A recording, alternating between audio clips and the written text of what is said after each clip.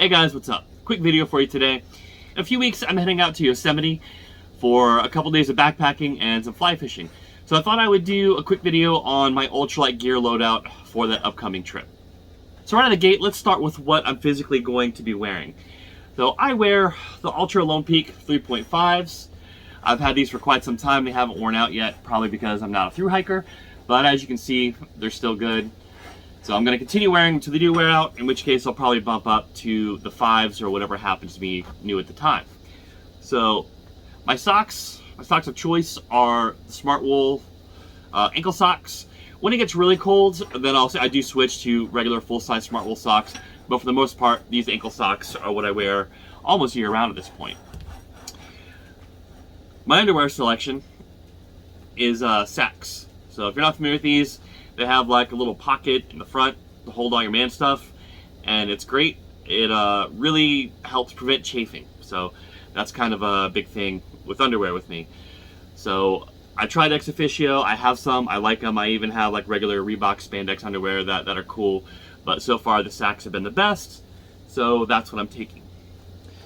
My shorts are nothing special. I've talked about other videos. These are just some regular, swimsuit type material Under Armour shorts that I got at like a thrift store for like $5. And I wear them when it's hot, especially on trips like this where I know I'm going to be getting in the water. I'm gonna be fly fishing and I'm clumsy, I'm probably gonna fall down. So I want quick dry shorts for that reason. Okay, for my t-shirt, once again, nothing overly special. This is just a t-shirt from Old Navy. It's one of their quick drying. I'm sure it has some kind of special name to it, but I don't remember what it is. It's just super thin, super breathable. When you hold it up to the light, you can actually see through it. So it's great for hot weather hiking here in Florida, and hopefully it'll be good for out there. So move, buddy. Okay, I'm also gonna have my buff with me. Once again, another thing that I pretty much take on any type of trip I'm doing is merino wool. It's either gonna be on my head, around my neck. If it's hot, then I'll throw it in my pack or something, but it will 100% be with me. Now, as far as hats go, I'm sure I'm gonna end up with some kind of trucker hat or something, because as you can see, I have a lot of hair and I'm sweating really bad because it's super hot in this room. But I'll probably be having something like that on. When it's a little colder, I'll switch to this merino wool beanie. I don't remember the brand, but it is merino wool. My good friend Alex Hernandez had one on a camping trip, and I'd been kind of looking at them on Amazon, I'm not sure, and when I saw his, I was like, yeah, okay, let's get that. And so I bought a green one. I'm gonna have a Waymark fanny pack with me. So this will have my flies, maybe some line in it, probably a snack of some kind. It'll have my phone, and the only thing in there right now is my Swiss Army knife. Don't leave home without this. And because I have that, I'm on the fence about bringing a neck knife. So my neck knife is Condor Canyon Carver. As you can see, fits my hand well. It's nice. It's Scandi grind. I use this for Camp George carving spoons when I'm doing like bushcraft type stuff, and I really like it.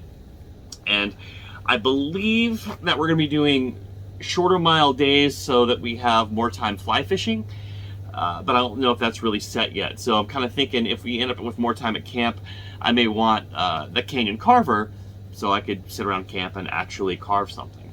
So, anyway, last thing I'm carrying that's not actually in my backpack is gonna be my trekking poles, which I've talked about before. I have the CNOC trekking poles. This is your first video of mine you're watching.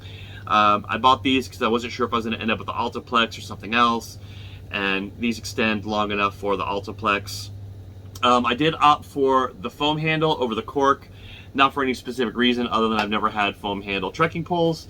I do really like cork. I just figured I would try something a little different. So far, they're fine. I don't know why people don't like them. They seem fine. So I've used them a bunch. And so that's it, except for what's in the backpack. So let's pull that bad boy out now. All right, my backpack on this trip is going to be the Z-Pax Nero. So I've talked about this. You've probably seen this on my Instagram and stuff like that. So got this a while back from somebody on Facebook. They cut me a phenomenal deal, so I bought it used. And so far, it's been great and has converted me to frameless packs when it comes to ultralight backpacking.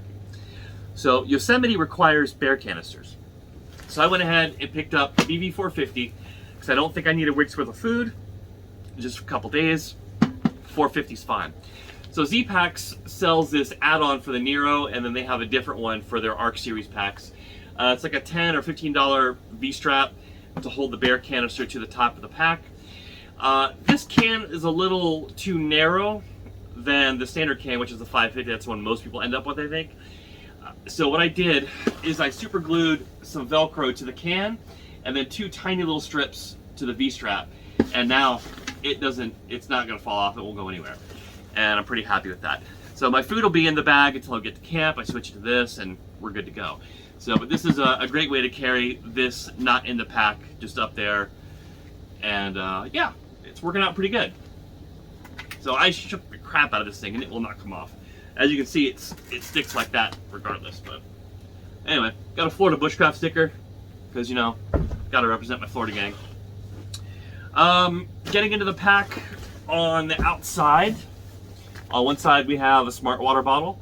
So probably gonna leave it at 1, but I might add a second one depending on what the water sources are looking like.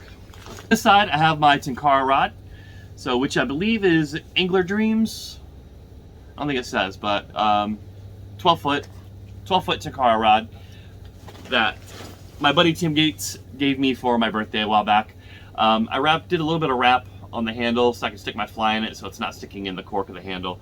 So 12 foot long, it's been pretty cool. I've caught some bluegill with it and it's just really fun. Debating on switching to my full fly rod setup. I'm just trying really hard to keep the weight down, but I have an Orbis Encounter 5 weight, which is just really, really nice. I may end up switching to that, but I don't know, that might end up being like a trailhead decision. So also in this pocket, let's get this pack back up here.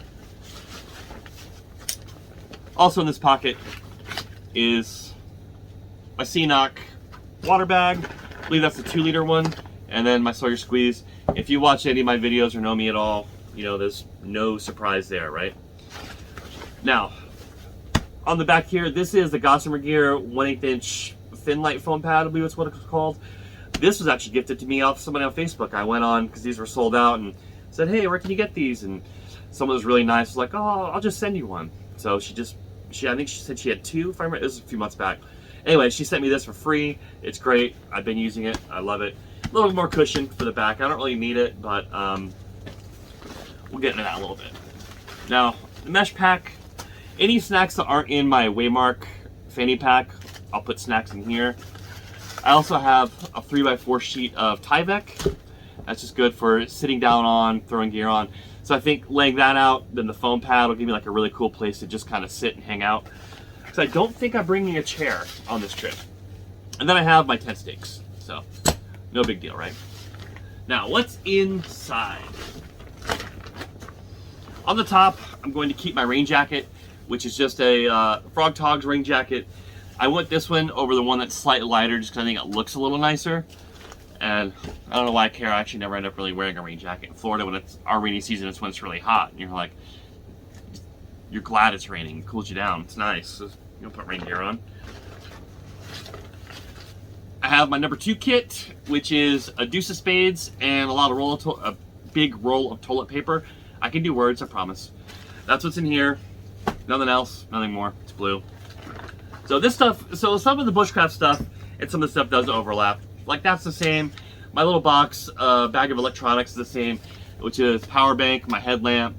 I've got some wireless earphones and you know, cables for charging all this stuff. So that's the extent of that. My pot is the Toaks 550. Since you know, I'm gonna be bringing stuff like peak refuel, I don't need a bigger pot. I'm not gonna be doing actual cooking. I'm just boiling water to rehydrate meals, make some coffee, and then I've got my BRS stove, and then little camp canister, fuel canister, not camp canister. Maybe I've had too much caffeine today. You think that's what's wrong? Is that why I'm not talking right? So this is my food bag that I normally have, and the only reason why this is in there is because I have to have my food in my backpack. I can't have the food in this bear canister on top of my pack. That would make it really uncomfortable. So I will throw all my food in this, keep it in the pack, then we get to camp, throw it in the bear canister as required by Yosemite regulations. It's not an official, didn't it? Long handle spoon, Toaks. Pretty much everybody has one of those. AirPad, Thermarest Uberlight. Had it for a while. Talk about it in every camping video, every gear video. I love it. Still going. No leaks. And it is the old one, the before the wing valve one. We're getting the bigger stuff. My quilts is a Lightened Equipment 40-degree quilt. I think I got the 850 down. Whatever one they had on sale like 2 years ago. But I've been using it year-round here in Florida, and I think with a good base, well, I don't think, with a good base layer inside a tent, I've actually had this in the 30s with that Uberlight and been fine. So I should be good with that because I do have a pretty good base layer in here. Camp pillow, Sea to Summit. Ooh, what else we got? Okay, well, let's just do my tent. My tent is the Z-Packs Plexamid. I went this over the Altaplex just as like a spur of the moment decision. I think I'd have been happy with the Altaplex, but for some reason the Plexamid was calling to me. And it does have these stays in here, so it's pretty much this shape. But that's cool because I put that in my pack up against my back, and it kind of, you know, makes everything firm. So it's nice. Okay, I do have a pump sack for my Thermarest. It's just a big bag with a little valve, a little like opening, plastic opening that goes on the valve. Put air in the bag, squeeze it, inflate your pad so you don't have to blow it up by mouth because I'm lazy and I don't want to do that after I'm hiking or fishing. I just want to set up and be done. So this is an Ozark trail bag. I will have this stuff stack. For the rest of the stuff, I won't be using stuff stacks. Not for the pillow or the quilt or anything like that. But I probably will keep my clothes on a stuff stack just to keep them separate. And I'm not taking a ton, but I do have some things and some contingencies. Oh, let's open this bad boy up. What's in here first? Another pair of smart wool socks, because like I said, I will 100% be getting wet. I'm going to go fishing, I'm going to fall in the water, so that's a guarantee. I mean, maybe I'll go swimming, but I will definitely go swimming on accident. So, another Old Navy shirt. Another pair of Sax underwear. They come in cool, crazy colors, so, you know, there you go. What's this? This is a long sleeve Eddie Bauer, like base layer shirt. Super thin, I don't know if you can see on the camera, but you can see through it. So, for when the weather gets a little cold, I think with the t-shirt, this, and that Frog Togs jacket, I should be plenty warm enough, especially with how active we're going to be. I do have some smart wool tights. These are the thinner ones, 250 maybe, merino wool. Anyway, they're long, and I kept trying to find other names to call them other than tights, because as a dude I feel weird saying I wear tights, but they're tights, and I'm gonna wear them when I'm cold. So, and if it's particularly cold in the morning and start hiking, I can wear these with my shorts over that, the base layer, the Frog Togs jacket, and I'm sure I'll warm up in no time. The temps right now are somewhere between lows of 50s, high of 80s, so this is pretty overkill for that, except when we hike into elevation, they say you can expect a 20-degree drop for what the projected temperatures are. So could be 30s to 70s, could be 50s to 80s, could be something in between, could be colder, could be warmer, I don't know. But I feel pretty good about this setup. I've hiked in all those temperatures here, so I should be good. So anyway, that's pretty much it. The whole thing weighs in at right around like 12 pounds. So I think it's 12.1 pounds, I think, is what it showed on my scale. Unless I end up adding anything or subtracting. Like if I take the Dakar out and add the Orvis, that'll be more weight.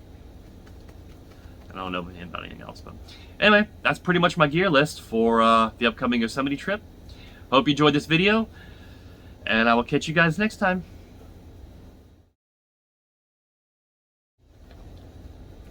Yeah, there's no AC in my gear room. Can you tell how much I'm sweating? Look how wet my hair is.